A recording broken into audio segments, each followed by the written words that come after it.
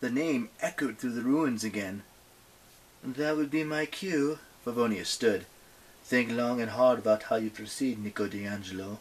You cannot lie to Cupid.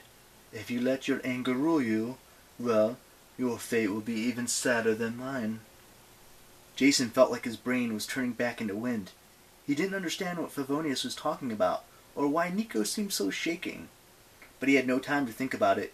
The wind god disappeared in a swirl of red and gold. The summer air suddenly felt oppressive. The ground shook, and Jason and Nico drew their swords. Sir, the voice rushed past Jason's ear like a bullet. When he turned, there was no one there.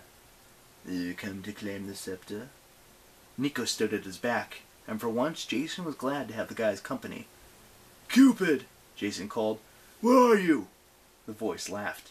It definitely didn't sound like a cute baby angel's. It sounded deep and rich, but also threatening, like a tremor before a major earthquake. You least expect me, Cupid answered, as love always is. Something slammed into Jason and hurled him across the street. He toppled down a set of steps and sprawled on the floor of an excavated Roman basement. I would think you knew better than that, Jason Grace. Cupid's voice whirled around him. You found true love after all, or do you still doubt? Jason scrambled down the steps. Nico came to him. Is you okay? Jason accepted his hand and got to his feet. Yeah, just sucker punched. Oh, did you expect me to fight fair? Cupid laughed.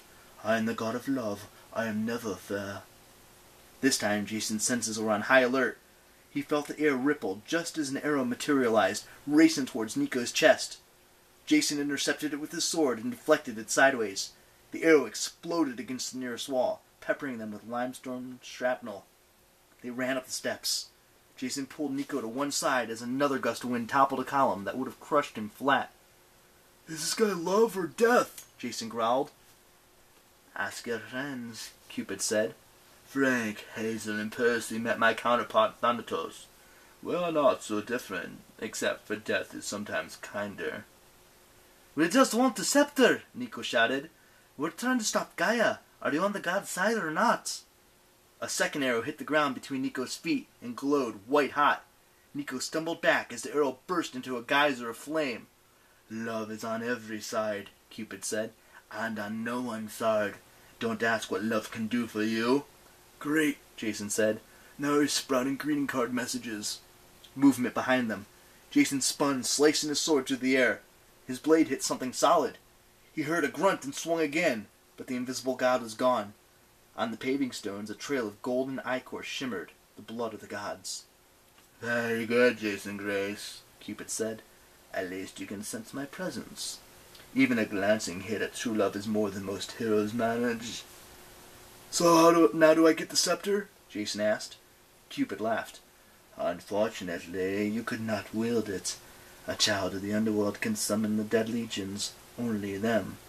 And an officer of Rome can lead them. But, Jason wavered. He was an officer. He was a praetor. Then he remembered all of his second thoughts about where he belonged. In New Rome, he'd offered to give up his position to Percy Jackson. Did that make him unworthy to lead a legion of Roman ghosts? He decided to face the problem when the time came. Leave that to us, he said. Nico can summon. A third arrow zipped by Jason's shoulder. He couldn't stop it in time. Nico gasped as it sunk into his sword arm. Nico! The son of Hades stumbled.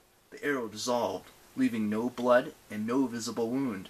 But Nico's face was tight with rage and pain. Enough games! Nico shouted. Show yourself! It's a costly thing, Cupid said, looking on the face of true love. Another column toppled. Jason scrambled out of its way. My wife Psyche learned that lesson, Cupid said. She was brought here eons ago, and this was the site of my palace. We met only in the dark. She was warned never to look upon me, and yet she could not stand the mystery. She feared I was a monster. One night she lit a candle, and beheld my face as I slept. You're that ugly guy? Jason thought he'd zeroed in on Cupid's voice, at the edge of the amphitheater, about 20 yards away, but he wanted to make sure.